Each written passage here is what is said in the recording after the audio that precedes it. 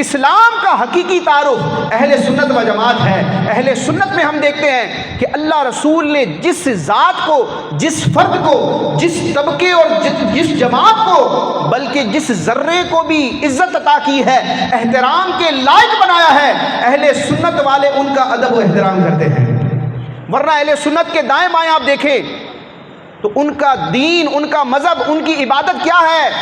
نبی کریم علیہ السلام کی فلاں نسبت کو برا کہنا، نبی کریم علیہ السلام سے تعلق رکھنے والے فلاں فرد کو برا کہنا، دائیں جائیں بائیں جائیں۔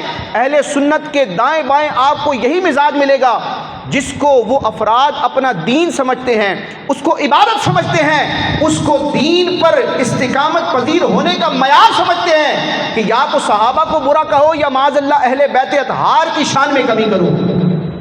دونوں جماعتیں آپ کو ملیں گی، لیکن ان دونوں افراط اور تفریط کی راہوں میں ایک درمیان بیچ کی راہ ہے، اعتدال کی راہ ہے، جس کو اہل سنت کہا جاتا ہے۔